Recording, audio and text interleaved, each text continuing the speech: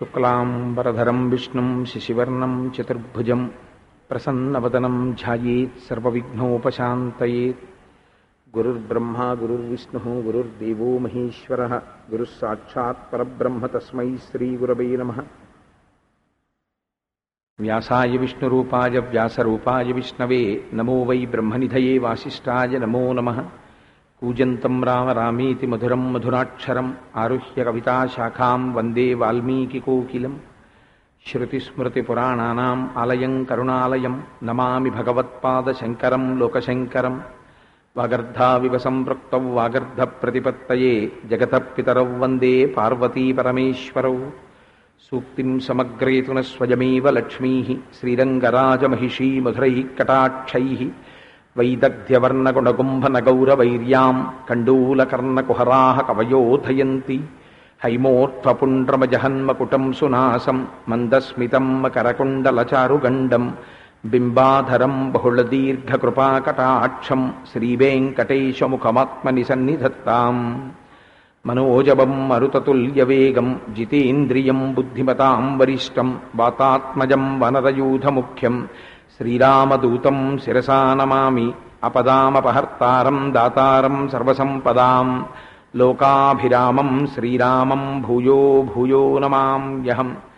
శ్రీరామచంద్రం శ్రితపారిజాతం సీతాముఖాంబోరుహచించరీకః సమస్తకల్యాణగుణాభిరామः నిరంతరం మంగళమాతనోతు. సింధూరారుణవిగ్రహాం త్రినయనాం మాణిక్యమౌళిస్ఫురత్తారానాయకశేఖరాం స్మితముఖీం ఆపీనవక్షోరుహాం పాణిభ్యాం అళిపూర్ణరత్నచషకం రక్తోత్పలం బిభ్రతీం సౌమ్యాం రత్నఘటస్థరక్తచరణాం ధ్యాయేత్పరేదంబికాం. దివ్యపీతాంబరధరః షడ్భుజైరుపలక్షితః స్వపాదనకచంద్రాంశూధ్వంసితాజ్ఞానకశ్మలः. హరి ఓం.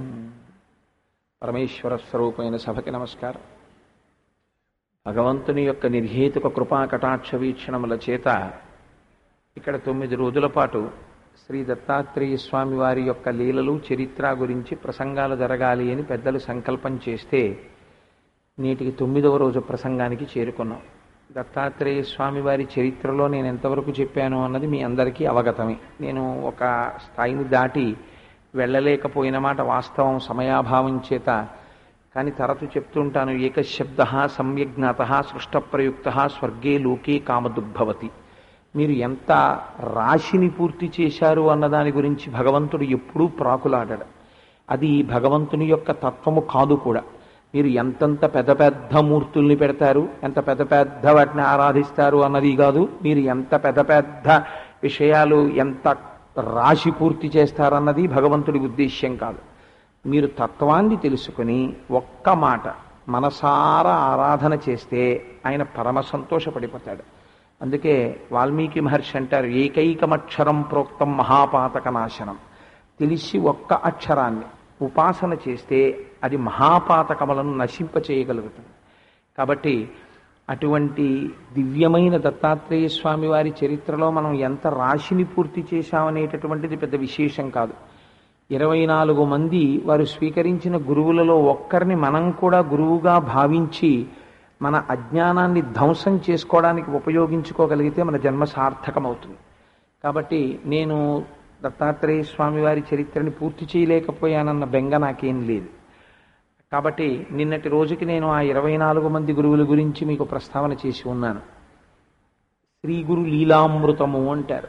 భగవంతుని యొక్క లీలలు, భగవద్భక్తులైనటువంటి గురువుల యొక్క లీలలు ఒకలాగే ఉంటాయి. లీల అంటే కేవలముగా పాంచభౌతికమైనటువంటి శరీరమునందు ప్రవేశించి ఆ జీవత్వాన్ని ఆపాదించుకుని తాను ఇతపూర్వం చేసినటువంటి కర్మల యొక్క ఫలితములను అనుభవించడం కోసమని ఒక శరీరమునందు ఉండి ప్రవర్తించడం అనేటటువంటి తత్వము కాకుండా, తాను కూడా శరీరములో ఉన్నప్పటికీ తాను శరీరము కాను అన్న విషయాన్ని స్థిరంగా సునిశ్చితమైనటువంటి బుద్ధి చేత గ్రహించి కేవలము ఏదో పుస్తకములను ఆధారము చేసుకుని, పెద్దలు చెప్పిన 4 మాటలను ఆధారము చేసుకుని ఆ విషయాన్ని తెలుసుకుని చెప్పడమో, లేదా ఆ విషయమును తెలుసుకుని అది అలా ఉంటుంది అని అనుకోవడమో కాకుండా ఆ తెలిసున్నటువంటి విషయాన్ని ఇక్కడ అనుభవించి ఆ అనుభవించిన వస్తువు యందు తాను మగ్నమై అలా నిలబడిపోయి ఉండి ఆ అనుభవమును పొందినటువంటి స్థితిని దక్కించుకున్నటువంటి మహాపురుషులైన వారు ఉంటారే, వారు గుకారశ్చ అంధకారస్తు రుకారస్థ నిరోధకృత్ అంధకార వినాశిత్వాత్ గురురిత్యభిధీయతే.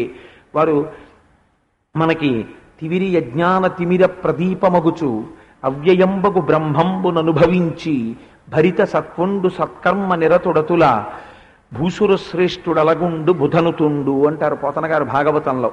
అవ్యయంబగు బ్రహ్మంబును అనుభవించినటువంటి వాడు ఎవరుంటాడో అటువంటి మహానుభావుడు నోటి వెంట వచ్చినటువంటి ఒక్క మాట సమస్త ఉపనిషత్తుల యొక్క సారాంశమై ఉంటుంది. ఆయన నడిచేటటువంటి వేదములై ఉంటాడు, నడిచేటటువంటి ఉపనిషత్తులై ఉంటాడు, నడిచేటటువంటి సమస్త శాస్త్రముల యొక్క సారమై ఉంటాడు. అటువంటి మహనీయుడు ఎవరున్నారో ఆయన్ని గురువు అని పిలుస్తాం. అందుచేత అటువంటి గురువు ఒక్క మాట అన్నారనుకోండి, అది చాలు మిమ్మల్ని ఉద్ధరించేయడానికి. భగవాన్ రమణులు ఒకసారి ఒక మాట అంటారు, నాకు నిజంగా ఆ మాటలు జ్ఞాపకానికి వస్తే ఎంత ఆనందం కలుగుతూ ఉంటుందో. ఆ దేహం ఏముందండి, అది కూడా భావనయే కదా, అంతే. ఇప్పుడు అది చాలదండి, ఆ మాట చాలదు. సమస్త ఉపనిషత్తుల సారమా మాటలో. ఇప్పుడు మీరు నిజానికి టాపిక్గా తీసుకోవాలి అంటే రమణ మహర్షి ఎప్పుడో ఒకసారి సూర్యనాగమ్మ గారితో దేహమేమున్నది అది కూడా భావనయే, దీన్ని ఒక టాపిక్గా తీసుకుంటే మీరు ఎన్ని ఉపనిషత్తులు అందులోకి చెప్పచ్చు, ఎంత దక్షిణామూర్తి స్తోత్రం అందులోకి చెప్పచ్చు, ఇన్ని చెప్పినా అందులోకి వెళ్ళిపోతాయి. ఇన్నిటినీ కలిపి చాలా సామాన్యంగా తన దగ్గరున్న వాళ్ళతో మాట్లాడుతూ ఒక మాట అనగలిగితే ఆ మాట ఎక్కడి నుంచి వచ్చింది? సమస్త ఉపనిషత్తుల సారమును తాను అనుభవించినటువంటి ప్రజ్ఞలోంచి ఆ మాట వచ్చింది. అందుకే గురువు నోటి వెంట మాట రావడం అంటే అది గురువుకి గొప్పతనం కాదు.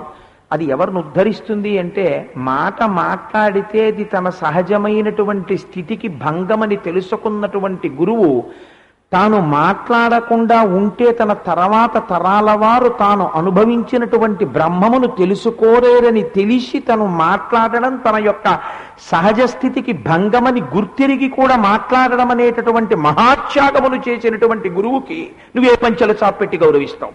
వ్యోమవత్వ్యాప్త దేహాయ దక్షిణామూర్తయే నమః.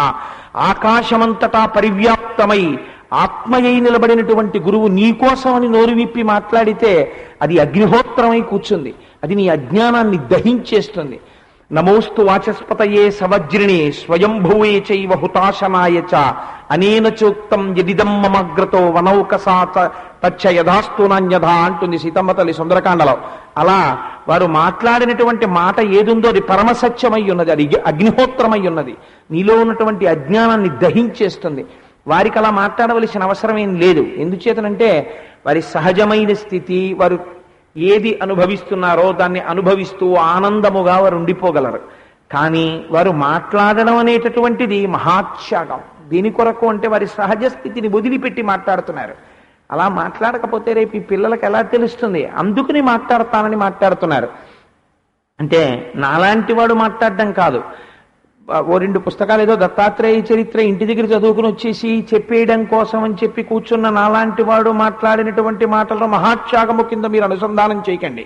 నేను చెప్పేది మహాపురుషులైనటువంటి ఒక శంకర భగవత్పాదులు, ఒక రమణ మహర్షి, ఇటువంటి వారు నోరు విప్పి మాట్లాడారు అంటే వారు మాట్లాడినటువంటి మాటలు మనని ఉద్ధరించడం కోసం మాట్లాడతారు.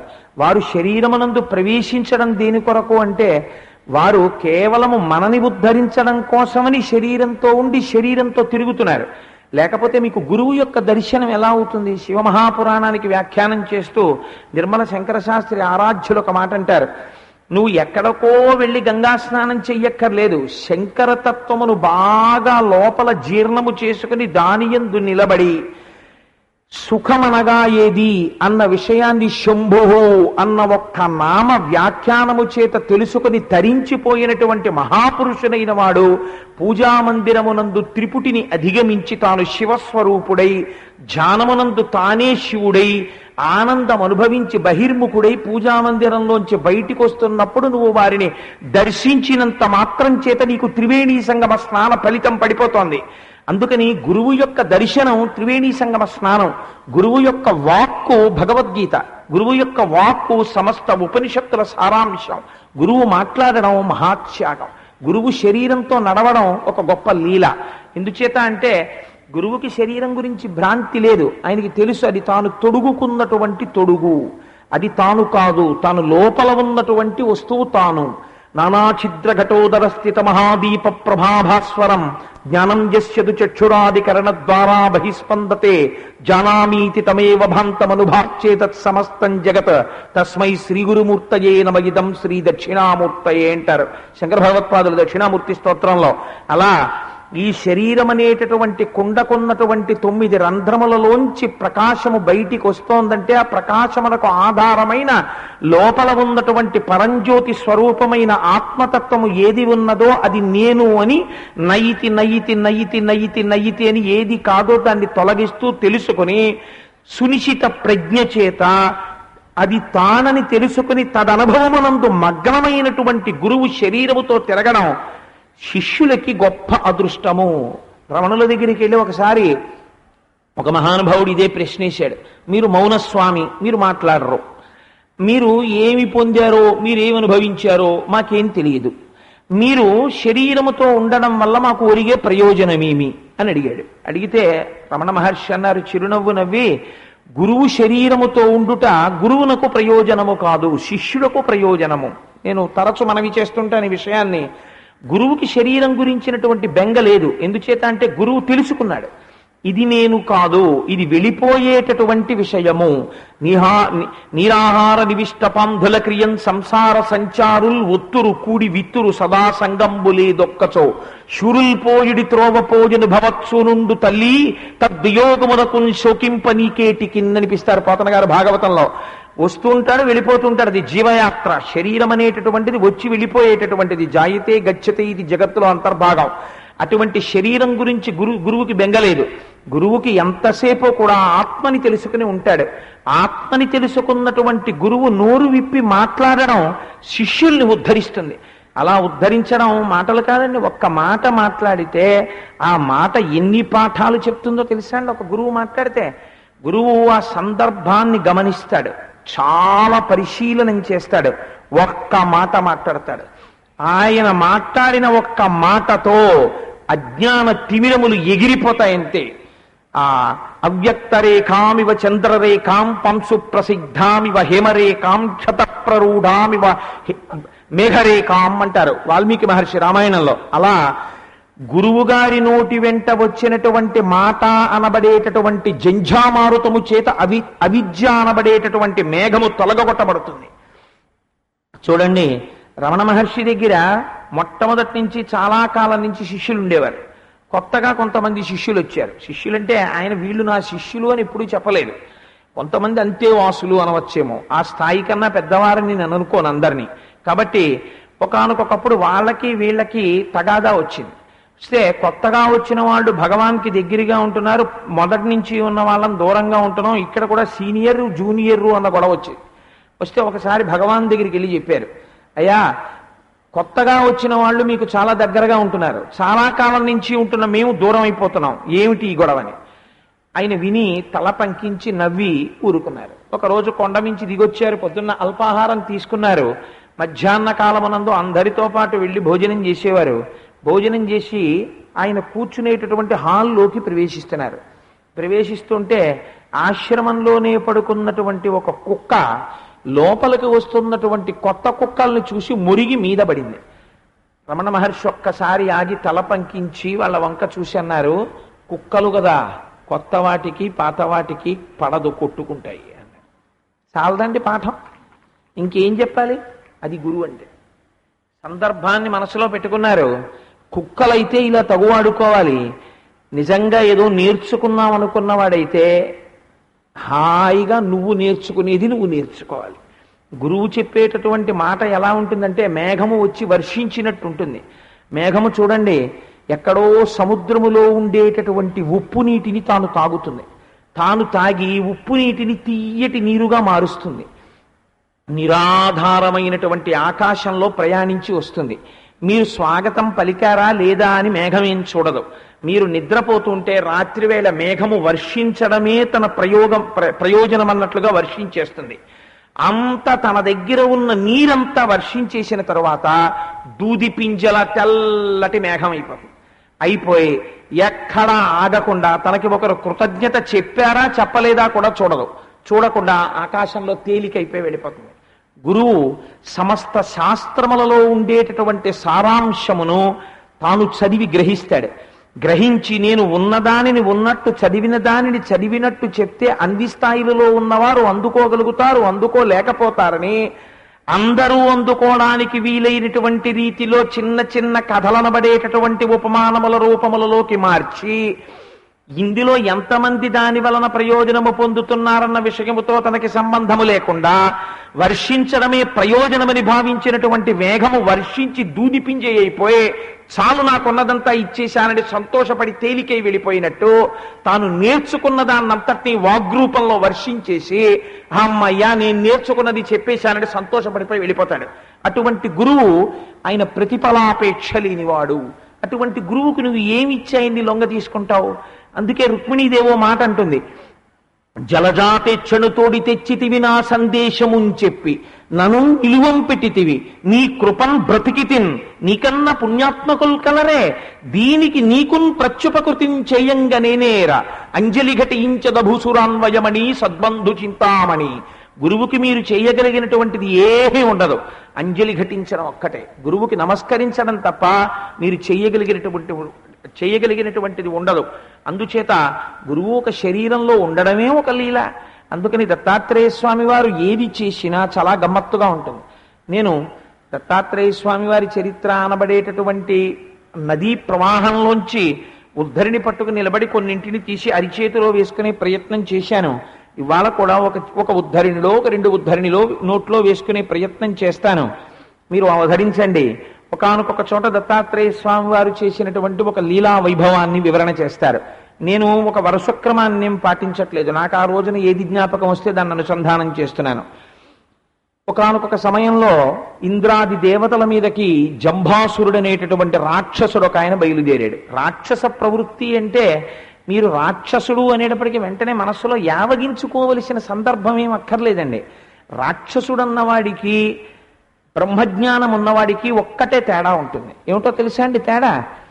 మీరు చూడండి, శంకర భగవత్పాదులు శివానంద లహరిలో ఒక శ్లోకాన్ని రచన చేశారు. ఆ రచన చేశారన్న మాట వాడడం కొంచెం సాహసం అవుతుందేమో. వారు రచించడం ఏమిటి? శివానంద లహరిలో శంకర భగవత్పాదులు ఒక ప్రతిపాదన చేశారు. నరత్వం దేవత్వం నగవన మృగత్వం వశకత పశుత్వం కీటత్వం భవతు విహగత్వాది జననం సదాత్త పాదాబ్జ స్మరణ పరమానందలహరి విహారాసక్తం చేద్రూదయమిహకిద్యేన వపుష. అదే పక్కన ఇంకో శ్లోకంలో అంటారు, వటుర్వా గేహీవా ఇతిరపి జటీవా తితరో నరోవాయ కశ్చిద్భవతు భవకింతేన భవతి యదీయం మృత్పద్మం యది భవతదీనం పశుపతే తదీయస్తం శంభో భవసి భవభారంచ భాసి. నువ్వు ఏ శరీరముతో ఉన్నావు అన్నది కాదు, నువ్వు ఏ శరీరములో ఉన్నప్పటికీ ఈశ్వరుడు యందు నీకు భక్తి ఉన్నదా లేదా అన్నది ప్రధానమైనటువంటి లక్ష్యము. ఏ వేదంబు పఠించలూత భుజగంబే శాస్త్రముల్ సూచతానే విద్యాభ్యాసమనర్చ కరి చించే మంత్రమూహించ బోధా విర్భావ నిదానముల్ చదువులయ్యా కాదు నీ పాద సంసేవాశక్తియ కాక జంతు తతికిం శ్రీకాళహస్తీశ్వర. కాబట్టి జ్ఞాని అయిన వాడు, భక్తుడైన వాడు, పరమేశ్వరుడు ప్రత్యక్షమైతే ఎప్పుడూ ఏం కోరుతాడంటే, ఈశ్వర నీ పాదముల యందు నిరంతరము చెక్కు చెదరనటువంటి భక్తి ప్రపత్తులు నాకు కావాలని అడుగుతాడు. ప్రహ్లాదుడు మందార మకరంద మాధుర్యమున తేలు మధుపంబు పోవునే మదనములకు నిర్మల మందాకిని వీచికలతూగు రాయంచటనునే తరంగిణులకు లలిత రసాల పల్లవ ఖాదియై చొక్కు కోయిల జనునే కుటజములకు పూర్ణేందు చంద్రికా స్ఫురిత చకోరక మరుగునే సాంద్ర నిహారములకు అంబుజోదర దివ్యపాదార వింద చింతనామృతపాన విశేషమత్త చిత్తమే రీతి ఇతర విషయంబు చేర నేర్చు వినుత గుణశీల మాటలు వేయునేలా అంటాడు. భగవంతుడి యొక్క పాదార విందముల నుండి స్రవించేటటువంటి ఆ తేనె త్రాగడానికి అలవాటు పడిపోయినటువంటి నా మనస్సు నాన్న ఏ విధంగా ఇతర విషయాల మీద కెడుతుంది నాన్న అంటాడు. అందేందూదయముల్ మహాభజర శంఖారావముల్ మూక సద్గ్రంథాఖ్యాపనముల్ లుబ్ధద్రవ్యంబులు, కృతజ్ఞావళి, బంధుత్వంబులు, నపుంసక వధూకాంక్షల్, ఇవన్నీ కూడా హరిభక్తి వర్జితుల వృధారిక్త సంసారముల్ అంటాడు. మహాభక్తుడైనటువంటి వాడు ఎప్పుడు భగవంతుని యొక్క సంస్మరణమును, భగవంతుని యొక్క సేవని, తద్వారా జ్ఞానాన్ని కోరుకుంటాడు. రాక్షసుడనేటటువంటి వాడి కోరిక ఎప్పుడు ఏమిటో తెలుసా అండి? అంతే రాక్షసుడంటే మీరు అదేదో పెద్ద ఇలా కొమ్ములు ఉంటాయి, పెద్ద ఏదో నల్లగా ఉంటాడు, ఏదో పెద్ద గండు మీసాలు ఉంటాయని మీరు భావన చెయ్యక్కర్లేదు. మీరు భాగవతం చదివితే ఆశ్చర్యపోతారు. హిరణ్యకశిపుడు చెప్పినటువంటి వేదాంతాన్ని బహుశः ఎవరు చెప్పరు. వాడు అంత గొప్ప వేదాంతం చెప్పాడు. అంత వేదాంతం చెప్పినటువంటి హిరణ్యకశిపుడు చతుర్ముఖ బ్రహ్మగారి కోసం తపస్సు చేశాడు. తపస్సు చేస్తే బ్రహ్మగారు ప్రత్యక్షమయ్యారు. ఏం కావాలరా నీకని అడిగాడు. అడిగితే గాలిన్ కుంభిని అగ్ని అంబువల ఆకాశస్థలం దిక్కులం రేలం గస్రములం తమప్రబల భూరిగ్రాహ జ్ఞానాదిత్య నరాది జంతు కలహవ్యాప్తిన్ సమస్త్రాస్త్ర శస్త్రాళిన్ మృత్యువులేని జీవనములోకాధీశ ఇప్పించవే అన్నాడు. ఎంత అజ్ఞానం దానికి హద్దుందే! పైన కాని, కింద కాని, ఇంట్లో కాని, బయట కాని, అస్త్రం చేత కాని, శస్త్రం చేత కాని, పక్షుల చేత కాని, యక్ష కిన్నెర గంధర్వ కిన్నెర కింపురుషుల చేత కాని, లేకపోతే నేను ప్రాణమున్న చేత వాటి కాని, ప్రాణము లేని వాటి చేత కాని, పగలు కాని, రాత్రి కాని, వీటి చేత వేటి చేత నేను మరణించకూడదు. అంటే వాడి ఉద్దేశం ఈ శరీరంతో ఉండిపోవడమే బ్రతుకు. ఇది అజ్ఞానం, ఇది రాక్షసత్వం. ఈ శరీరముతో ఉండిపోదామనుకున్నది ఏదో అదే అజ్ఞానము. ఆ అజ్ఞానం హద్దు లేకుండా వెళ్ళిపోతే దాన్ని రాక్షసత్వం అని పిలుస్తారు. వాడికి ఏమవుతుందంటే ఏదో తపస్సు చేస్తాడు, ఎవరి గురించో ఆయన కనపడతాడు. కనపడిన తర్వాత ఈశ్వరుడి దగ్గర ఒక గమ్మత్తు ఉంటుందండి. వాడు కోరబోయే కోర్క తెలియనంత అమాయకుడు మీరు పరమేశ్వరుడు అనుకుంటే మీరు పొరపాటు పడినట్టు. పరమేశ్వరుడికి తెలుసు వాడి కోరిక కోరుతాడని కూడా ఆయనకి తెలుసు. ఆయన తెలుసున్నవాడండి. ఋతు సుదర్శన కాల పరమేశ్వరీ పరిగ్రహ అని మీరు విష్ణు సహస్రనామ స్తోత్రంలో చెప్తున్నారు. కాలము ఆయన స్వరూపమై ఉన్నది. భగవద్గీతలో ఆయన అర్జునుడి యొక్క రథం దగ్గర కూర్చుని భీష్మంచ ద్రోణంచ జయధ్రదంచ అని చెప్పేశాడు. వీళ్ళందరూ ఎప్పుడు చచ్చిపోయారా, నువ్వు నిమిత్తంగా కొడుతున్నావు బాణాలని చెప్పాడు. అలా తెలుసున్నవాడికి వాడు ఏం వరం కోరుతాడో తెలియదు అంటే. కానీ భగవంతుడి దగ్గర ఒక నిష్పాక్షికత ఉంటుంది. తపించినటువంటి వాడికి ప్రత్యక్షమైనప్పుడు ఏమడిగితే ఇస్తాడు ఆయన. వాడు ఏదో అడిగాడు ఇచ్చేస్తాడంతే. వాడికి అది అజ్ఞానం, హద్దులేని అజ్ఞానం. ఆయనకేం సంబంధం ఉండదు. నువ్వు అది అడిగావు ఇచ్చానంతే. ధ్రువుడు కూడా అడిగాడు, అడిగి ఏడ్చాడు. తర్వాత అయ్యయ్యో నేను ఇంత గొప్ప కోరిక కోరాను, ఈ కాలమునకంతటికి ఆధారభూతమైనటువంటి సప్తర్షి మండలమునకు పైన ఉన్న జ్యోతిర్మండలమునకంతటికి చక్రమునకు ఆధారభూతమైన స్థానమును పొందాలని అడిగాను. ఇంత గొప్ప కోరిక నోటితో చెప్పలేని దాన్ని ఈశ్వరుడు తీర్చాడు. ఎందుకది? నేను ఒక్క 3 మాటలు స్వామి నాకు మోక్షమో అనుంటే ఎంత గొప్ప స్థితిని పొందేవాడిని. ఇది వదిలిపెట్టి నేను ధ్రువమండలమా అడిగాను అని ఏడ్చాడు ధ్రువుడు. అలా ఏడవడు రాక్షసుడు. వాడు సంతోషిస్తాడా? నేను ఉండిపోతాను, ఇంకా గొడవలేదు. నేను దేవుణ్ణి మోసపుచ్చాను, ఈశ్వరుడు నా యొక్క వలలో పడిపోయాడు, ఇప్పుడు నన్ను ఎలా చంపుతాడనుకుంటాడు. కానీ వీడికి ఇన్ని వరాలు ఇచ్చిన వాడికి తెలియదండి వాడిని ఎలా చంపాలో. ఆయన వీడు ఎన్ని వరాలు కోరుకున్నాడో అన్నింటికి మినహాయింపులో ఆయన వస్తాడు. నరసింహావతారంలో వచ్చి హిరణ్యకశిపుణ్ణి తీసుకుపోయాడు, అయిపోయిందంతే. కాబట్టి ఏమవుతుంది? రాక్షసుడు అంటే తాను చాలా కాలం బ్రతికుండాలన్నది మొదటి కోరికే. వాడు ఏం చేశాడంటే జంభాసురుడు అనేటటువంటి వాడు చతుర్ముఖ బ్రహ్మగారి కోసం తపస్సు చేశాడు. అంతటా నిండిని విడీకృతమైనటువంటి ఒకే పదార్థము సృష్టి స్థితి లయ అనబడేటటువంటి 3 క్రియలను చేయవలసి వచ్చినప్పుడు 3 రూపాలుగా భాషిస్తుంది. వేదాహమేతం పురుషం మహాంతం ఆదిత్యవర్ణం తమసస్తు పారే సర్వాణి రూపాణి విచిత్య ధీర అన్నారు పురుష సూక్తంలో. అంతటా నిండిని విడీకృతమైనటువంటి పదార్థము ఈ బ్రహ్మాండములు ఎంతవరకు ఉన్నాయని మీరు అనుకుంటున్నారో అంతకన్నా 10 అంగుళముల పై వరకు వ్యాప్తి చెందినటువంటి పదార్థము ఈ మాంసనేత్రము చేత చూడబడని పదార్థము. నువ్వు ఈ మాంసనేత్రము చేత చూడబడడానికి వీలైన రీతిలో ఇలా మాకు కనపడని అడిగినటువంటి పరమభక్తులైనటువంటి సాధు పురుషుల కోరిక తీర్చకుండా ఉండలేక పరిత్రాణాయ సాధూనాం వినాశాయ చ దుష్కృతాం ధర్మ సంస్థాపనార్థాయ సంభవామి యుగే యుగే. ఆయన ఒక ఆకృతిని ధరించి వచ్చాడు పరమాత్మ లీలామానుష విగ్రహంగా. వచ్చి ఎవరెవరు ఏ కోరిక కోరారో ఆ కోరికలని తీర్చాడు. ఒక్కొక్క మహాభక్తుడు ఉంటాడు, వాడు భక్తి చేత ఈశ్వరుణ్ణి తెచ్చి కట్టి అక్కడ పారేశాడు. ఎంత ఆశ్చర్యం అండి! వాడు ఎంత ఉపకారం చేశాడు చూడండి. వాడి భక్తి చేత కట్టేశాడంతే వాడు పరమాత్మని. ఏమంటే పరమాత్మ అంతటా లేడా? మరి గుళ్ళోకి వెళ్ళడం ఎందుకో? అంటే అంతటా ఉన్న పరమాత్మ విద్యుత్ శక్తి లేదా? ఈ తీగల నిండా ఉంది. ఎన్ని తీగల నిండా ఉన్న విద్యుత్ శక్తి ఈ ఫ్యాన్ రూపంలో ప్రకటముగా ప్రస్ఫుటముగా వాయువుని అందిస్తోంది. అలా అంతటా ఉన్నటువంటి ఈశ్వరుడు ఒక చోట ప్రకటముగా మీరు చేసినటువంటి ఉపాసన చేత, మీరు చేసినటువంటి ప్రతిష్ఠ చేత, మీరు చూడడానికి వీలైనటువంటి రూపమునందు ప్రకటమయ్యున్నాడు. ఒక్కొక్కడు తన భక్తితో తీసుకొచ్చి ఈశ్వరుణ్ణి కట్టి కూర్చోపెట్టాడు. కృష్ణేశ్వర లింగం ఎలా వచ్చిందండి? ఒక ఆవిడ భక్తి చేత నూతిలో ఉన్నటువంటి పిల్లాన్ని రక్షించడానికి పరమశివుడు పరుగును వచ్చాడు, జ్యోతిర్లింగం అయి కూర్చుందంతే. అందుకని పరమభక్తులైనటువంటి వారు ఈశ్వరుణ్ణి అలా కట్టి కూర్చోపెట్టారు. భక్తి పాశములకు కట్టుబడ్డాడు ఆయన. అందుకే ఆ శంకర భగవత్పాదులంతటి వారు కూడా ఒక మాట అనవలసి వచ్చింది, మోక్ష సాధన సామాగ్ర్యాం భక్తిరేవ గరీయసి. మోక్షమును సాధించుకోవడం అనేటటువంటి విషయంలో భక్తి యొక్క స్థానము సామాన్యమైనది కాదు. అందుకే పోతన గారు భాగవతంలో ఒక అందమైనటువంటి పద్యాన్ని ఒకదాన్ని అంటారు. ఆయన కృష్ణ భగవానుడు అందరి చేత కట్టబడతాడా అంటే ఆయన అందరి చేత కట్టబడేటటువంటి వాడు కాడు. కానీ అజ్ఞానముతో ఉన్నటువంటి ఒక గోపిక భక్తికి కట్టుబడ్డాడు. ఆయన కట్టుబడ్డాడంటే దేనికి కట్టుబడ్డాడంటే భక్తికి కట్టుబడ్డాడు. ఒక్కొక్కడు భక్తి చేత ఈశ్వరుణ్ణి వశం చేసుకుని మోక్షాన్ని పొందాడు. ఒక్కొక్కడు జ్ఞానం పొందాడు, ఒక్కొక్కడు దేవతా స్థానం పొందాడు. కుబేరుడు అలా దేవతా స్థానాన్ని పొందాడు బ్రహ్మగారి తపస్సు చేసి. జంభాసురుడు కూడా బ్రహ్మగారి గురించి తపస్సు చేశాడు. ఆయనకేం రాగద్వేషాలుండవు, ఆయన ప్రత్యక్షం అయ్యాడు. ఏం కావాలని అడిగాడు. సృష్టి చేసే రూపంలో ఉపాసన చేశాడు, సృష్టి చేసే రూపంలో కనపడ్డాడు. మీరు ఏ రూపంలో అడిగితే ఆ రూపంలో పరమాత్మ కనపడతాడు. ఎందుకంటే ఆయనకి కనపడగలిగినటువంటి మూల పదార్థం ఆయన అయ్యున్నాడు. మూడు లోకములకును మూడు కాలములకు మూడు మూర్తులకును మూలమగుచు భేదమగుచు తుదిక భేదమయ్యొప్పారు బ్రహ్మమనగ నీవే పాలనయన అంటారు పోతన గారు. మట్టి ముద్దని తీసుకొచ్చి మీరు మూకుడు చేసుకుందాం అంటే మూకుడు అవుతుంది, అట్లకాడ చేసుకుందాం అంటే అట్లకాడ అవుతుంది, ఓ చిన్న పూలకుండి చేసుకుందాం అంటే పూలకుండ అవుతుంది. మీరు బ్రహ్మమును చతుర్ముఖ బ్రహ్మగారిగా కనపడమంటే కనపడుతుంది, శ్రీ మహావిష్ణువుగా కనపడమంటే కనపడుతుంది, నాగభూషణుడిగా కనపడమంటే కనపడుతుంది. ఉన్న ఒక పదార్థమే మీరు ఎలా ఉపాసన చేస్తే అలా కనపడుతుంది.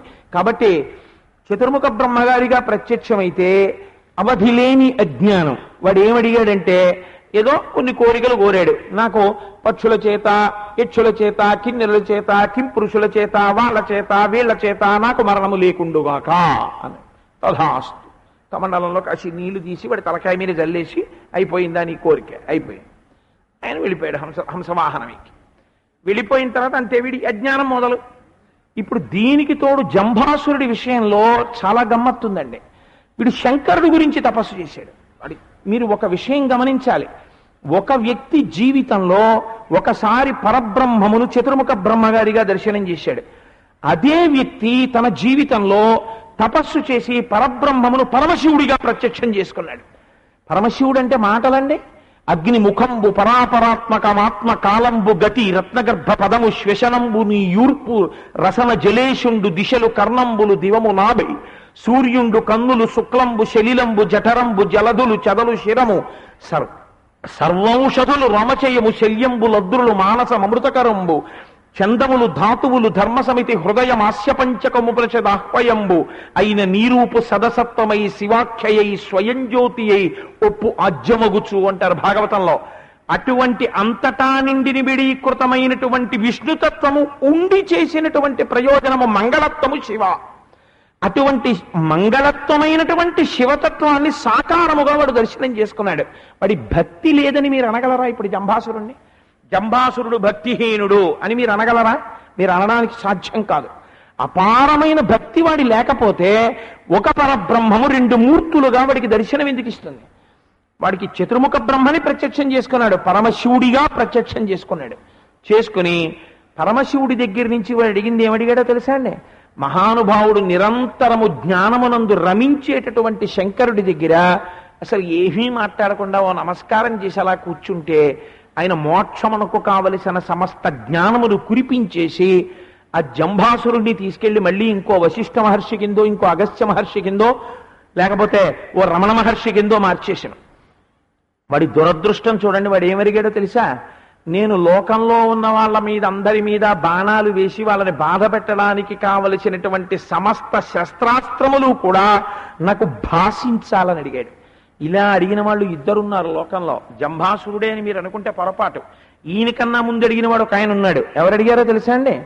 విశ్వామిత్రుడు అడిగాడు ఒకసారి పరమశివుణ్ణి. శంకరుడి గురించి తపస్సు చేసి, శంకరుడంతటి వాడు ప్రత్యక్షమైతే కడుపులో కక్ష ఉండిపోతే ఎంత తపస్సు చేసినా ఎలా పతనం అయిపోతాడో చూపిస్తుంది. ఇంత శంకరుడు ప్రత్యక్షమైన తర్వాత ఆయన అడిగింది ఏమిటో తెలుసా అండి? నాకు ధనుర్విద్య అంతా భాషించాలని అడిగాడు, వశిష్ఠుడి మీద పగ తీర్చుకోవడానికి. తథాస్తు, నీకు భాషించింది అన్నాడు. ఇన్ని అస్త్రాలు పట్టుకెళ్ళి తపస్సు చేసుకుంటున్న వశిష్ఠుడి మీద ఒక్కొక్కటి ప్రయోగించాడు. ఆయన ఏం చేశాడంటే, ఈ మాత్రం దానికి నేను లేచి నా మౌన స్థితిలోంచి లేచి, ఒరే విశ్వామిత్ర అండం ఎందుకని ఆ బ్రహ్మదండాన్నో దాన్ని ఇలా కమండలం మీద అడ్డంగా పెట్టి తన తపస్సాన్ని చేసుకున్నాడు. చేసుకుంటే ఈ బ్రహ్మదండం గ్రసించేసింది అన్నింటినీ. అప్పుడు విశ్వామిత్రుడు చూసి, అబ్బో ఏమి బ్రాహ్మణ్యం రా మహానుభావుడు, బ్రహ్మర్షి కాదు నేను తపస్సు చేసి బ్రహ్మర్షిని అవ్వాలనుకున్నాడు. అప్పుడు వెళ్ళాడు. కాబట్టి విశ్వామిత్రుడు కూడా జీవితంలో ఉద్ధాన పతనములను చూసిన వాడే. జంభాసురుడు రెండో వాడు అలా అడిగినది పరమశివుణ్ణి, నాకు ధనుర్వేదం అంతా భాషించాలని అడిగాడు. అడిగితే ధనుర్వేదం అంతా భాషించింది ఆయనకి.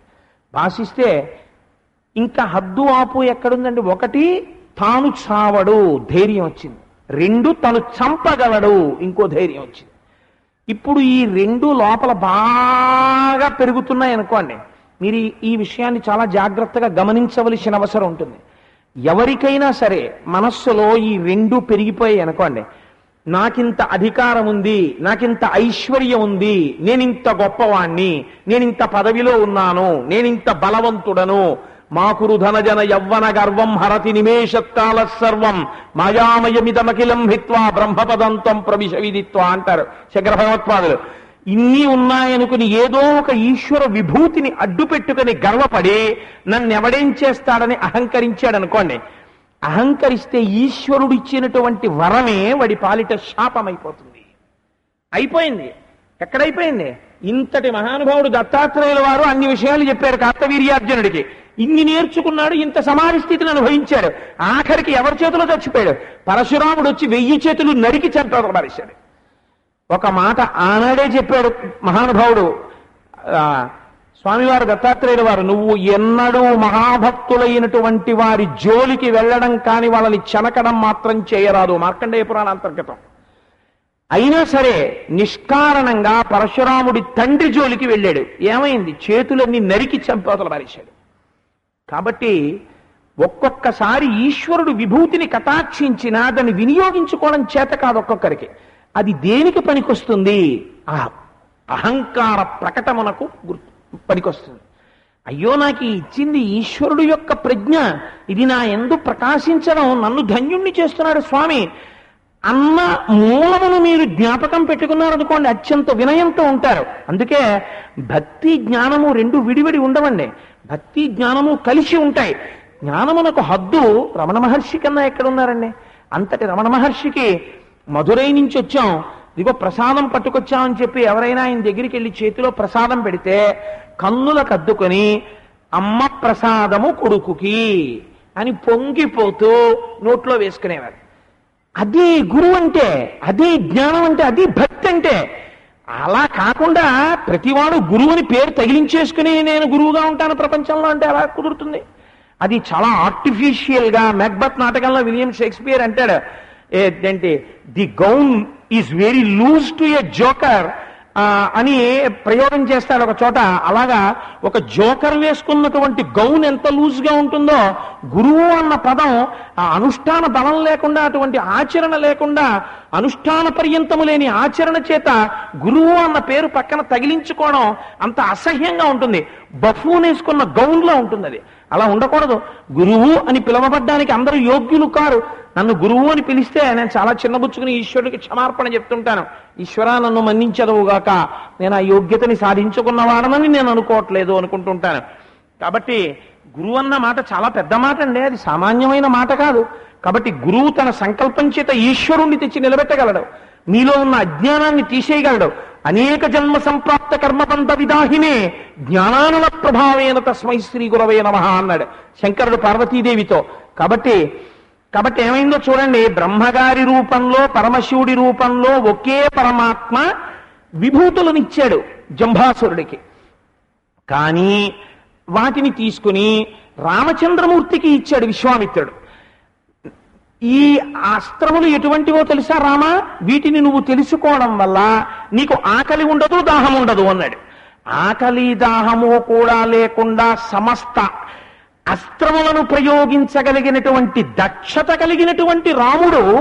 గోపరాజు గారు అంటారు, బంధన భీముడత్తజన బంధవుడు జ్వల బాణతోన కోదండకల ప్రచండ భుజతండవ కీర్తికి రామమూర్తికి రెండవ సాటి దైవమిక లేడరుచున్ గడ కట్టి భేరిక దండ దండ దండ నిడదంబుల జండము నిండమత్త వేదండము నెక్కి చటడను దచరది కరుణాపయోనిధి.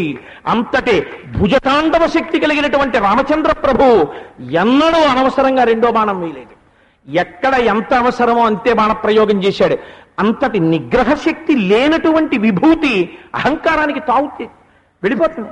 అంత యుద్ధంలో రాముడు నిలబడితే అగస్త్యుడొచ్చి కిందకి పిలిచి, రామ రామ రామ రామ మహాబాహో శృణుగుర్యం సనాతనం ఏన సర్వా నరీన్వత్స సమరే విజయిష్యసి.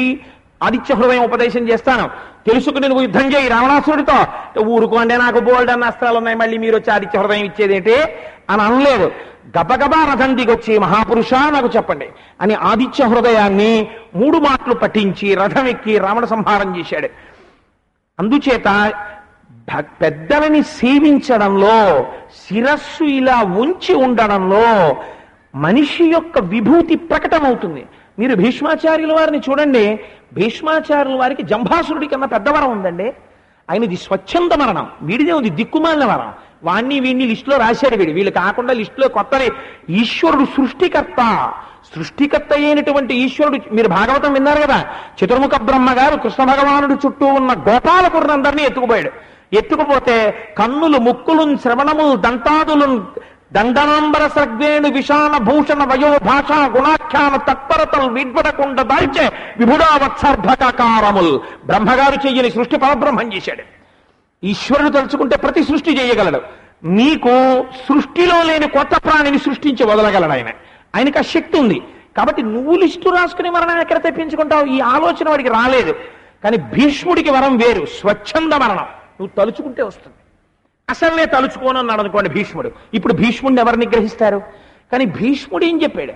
దిక్కుమాలిన శరీరంతో ఎంతకాలం ఉండిపోతాన్రా, ఎదురుగుండా కృష్ణ పరమాత్మని చూస్తూ, మహానుభావుణ్ణి అలా ఎదురుగుండా చూస్తూ, ఆ నీలమేఘశ్యాముడైనటువంటి కృష్ణుడు నా కన్నుల ముందు గోచరిస్తుండగా హయరింకాముక ధూళి ధూసర పరిణ్యస్థాల కోపేతమై రయజాత శ్రమతో బిందుయుతమై రంజిల్లు నిమ్మోముతో జయమున్ పార్థునకిచ్చు వెత్కనని నా శస్త్రాహుతిన్ చాలా నొచ్చియు బోరించు మహానుభావు మదిలో చింతింతున శ్రాంతమున్నడైన భీష్మస్థుతిలో.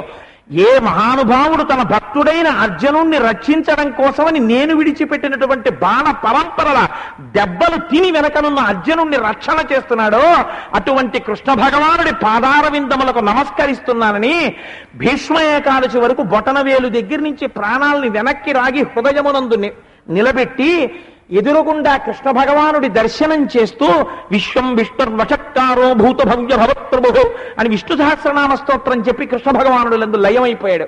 కాబట్టి భీష్ముడు ఆచార్యుడయ్యాడు.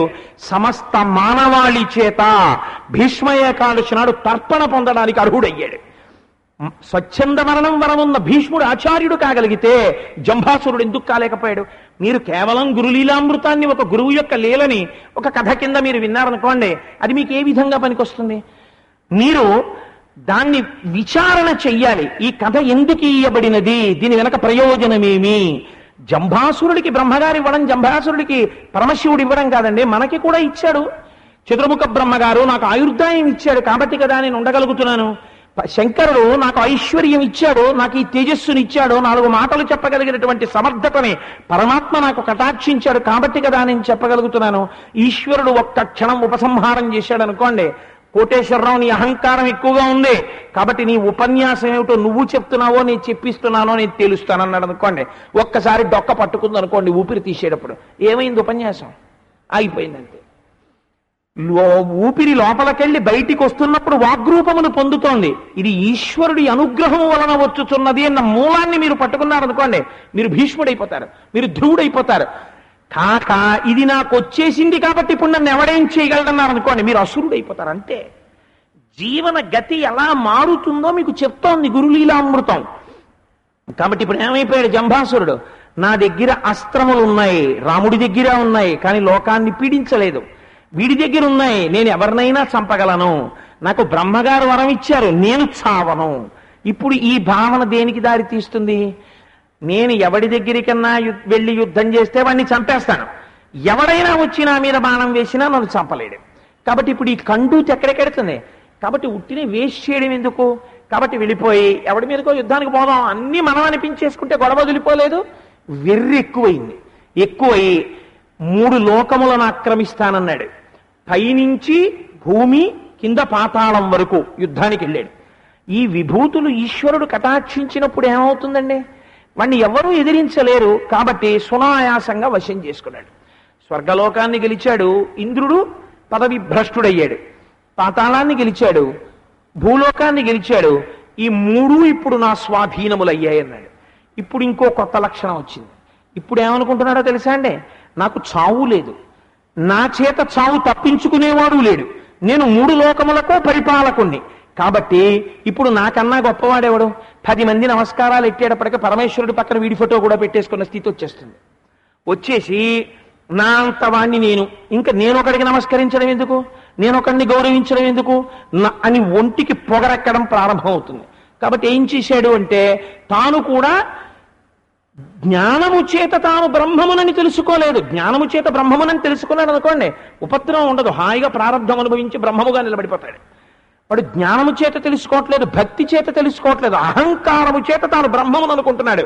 ఇప్పుడు వాడి స్థాయి ఏమిటో చూపించాలి. ఇది ఆసురీ లక్షణం అంటే. మీరు జాగ్రత్తగా గుర్తుపట్టాలి. ఒక్కొక్కడి స్థితి ఎక్కడికి వెళ్ళిపోతుందో తెలుసా అండి? ఇంకా భగవంతుడు పక్కకి వెళ్ళిపోతాడు, వీడే భగవంతుడైపోయి మొదలుపెట్టేస్తాడు. వీడే భగవంతుడైపోయి అది ప్రజ్ఞ చేత జ్ఞానము చేత ఒక గురువుగా అలా కొలవబడితే వేరు. కానీ తనని తాను పరమేశ్వరుడిని అనుకునేటటువంటి అతిశయాన్ని పొందేస్తాడు. ఎన్ని తెలిసి ఏమీ తెలియదు. పొట్ట విప్పి చూస్తే మీకు తెలుస్తుంది. మేడిపండు చూడ మేలిమయ్యుండును, పొట్ట విప్పి చూడ పురుగులు ఉండు. ఒక అక్షరం ముక్క రాదు. ఓ వేదం చదువుకోవాలా, ఓ ఉపనిషత్ చదవాలా, ఓ పురాణం చదవాలా, తనంత తాను తనకి తెలిసిన్నది ఏమీ లేదు. కానీ అహంకారం, ఎంతంత అహంకారాలు, ఎంతంత మిడిసిపాట్లో లోకంలో మీరు చూడటంలా చూస్తూనే ఉంటారు. కాబట్టి ఆ స్థితికి వెళ్ళిపోతారు. ఇదే తాను సమాంతరముగా పరబ్రహ్మమును అనుకున్నాడు. ఇప్పుడు ఈ అతిశయానికి ఇంకా హద్దు ఎక్కడుందండి? ఇంకా హద్దే లేదు. నేను ఏ సంకల్పం చేస్తానో అది జరగాలి. యజ్ఞం జరిగితే ఈశ్వరుడు ఎవడు? నేను ఈశ్వరుణ్ణి, హవిస్సు నాకివ్వాలి. యాగం జరిగితే ఆరాధన అగ్నిహోత్రుడి ద్వారా ఎవరికో ఇవ్వడం ఏమిటి? నాకు ఇవ్వాలి. మీకు అందుకే రాక్షసులందరికీ ఇదే లక్షణం. మీరు చూడండి, హిరణ్యకశిపుడు ఇదే అడుగుతాడు, జంభాసురుడు ఇదే అడుగుతాడు. మీకు రాక్షసులందరి త్రోవ ఒకలాగే ఉంటుంది, భక్తులందరి త్రోవ ఒకలాగే ఉంటుంది. ది రోడ్స్ ఆర్ సిమిలర్, ఒకే రకమైనటువంటి రహదారులవి. కానీ ఈ దారి వెంబట వెళ్ళిపోయేటటువంటి వాడు దేవాలయాన్ని చేరిపోతాడు, ఈశ్వరుణ్ణి చేరిపోతాడు. ఈ దారిని ఎంచుకున్నాడా? అతిశయం పుట్టిందా? అహంకారం పుట్టిందా? దాని చిట్ట చివరి స్థాయి ఎక్కడికి వెళ్ళిపోతుందో తెలుసా అండి? భయంకరమైన మరణము, హీనమైనటువంటి ఉపాధి. ఈ 2 వరాలు వాడికి వస్తాయి. రావణాసురుడు వేదం చదువుకోలేదండి. రావణాసురుడు వేదం చదువుకున్నాడు. సీతమ్మ తల్లి ఒక్క మాట అడిగింది, ఎందుకురా దిక్కుమాలిన చదువు, ఎందుకు వచ్చిన చదువు, ఎందుకు వచ్చిన పూజ? నీ పూజ ఆచారము లేని చదువు ఒక చదువా? ఆచారము లేనటువంటి ఆచరణ యందు కనపడాలి నువ్వు చదువుకున్న చదువు. ఆచరణ యందు కనపడాలి నువ్వు చెప్పినటువంటి మాట. ఆచరణ యందు కనపడని చదువు ఎంత చదువైనా నిరర్ధకమే. ఆచరణ యందు కనపడని ఉపదేశము ఎంత గొప్పదైనా నిరర్ధకమే. అంటే నీకు ఆచరించడానికి వచ్చేటప్పటికి పనికిరాదు. అన్యో పరోపదేశ వేళాయాం సర్వే వ్యాస పరాశరాహ. ఇంకోటికి చెప్పవలసి వస్తే నువ్వు వ్యాసుడివి, పరాశరుడివి. నువ్వు చెయ్యవలసి వచ్చేటప్పటికి మాత్రం నీకు అన్ని మినహాయింపులు. ఎందుకు ఇవ్వాలి మినహాయింపులు? నువ్వు భక్తుడిగా ఎక్కడ నిలబడుతున్నావు? నీకేం తెలుసుని అలా నిలబడతానని కోరుకుంటున్నావు నువ్వు? శంకర భగవత్పాదులంతటి మహాజ్ఞాని శంకరుడి దగ్గరికి వెడితే పశుమాం సర్వజ్ఞ ప్రథిత కృపయా పలయ విభో అన్నారు. దృశాద్రాఘీయస్యాదరదళిత నీలోత్పల రుచ దవీయాంసం దీనం స్నపయ కృపయా మమపి రుచే అనేమాయం ధన్యో భవతి నచతే హానిరియత వనేవా హర్మ్యేవా సమకర నిపాతో హిమకర. సౌందర్యలహరిలో ఆయన పెట్టుకున్న పేరమ్మా నేను దీనుడను అని చెప్పుకున్నారు. శివానంద లహరిలో ఆయన పెట్టుకున్న పేరు అయ్యా నేను పశువును అని చెప్పుకున్నారు. నువ్వు శంకరుడి కన్నా ప్రజ్ఞ ఉన్నవాడివా? నువ్వు శంకరుడి కన్నా జ్ఞానం ఉన్నవాడివా? నువ్వు శంకరుడి కన్నా తరించిపోయిన వాడివా? ఆచరణ ఎందు నువ్వు ఎందుకు ఏదో కొత్తదనాన్ని కోరుకుంటున్నావు, మినహాయింపులు కోరుకుంటున్నావు? ఆ స్థాయికి ఎదగకుండా, అటువంటి బ్రహ్మమును అనుభవించకుండా తనంత తాను పరమేశ్వరుణ్ణి అయిపోయాననుకున్న మూర్ఖుడు చివరికి ఈ స్థితిని పొందుతాడు. ఎటువంటి స్థితిని పొందాడో చూడండి. నేను కూడా పరబ్రహ్మమునే, జ్ఞానము చేత అనుకోవట్లేదు. కాబట్టి ఇప్పుడు నేను ఏం చెయ్యలేను, నేను అన్నీ చెయ్యగలను, నేను సృష్టికర్తను, స్థితికర్తను, ప్రళయకర్తను. ఒక అహంకారం బయలుదేరింది. ఇప్పుడు ఈ అహంకారం ఎవరు తీసేయాలి? ఈశ్వరుడే తీసేయాలి.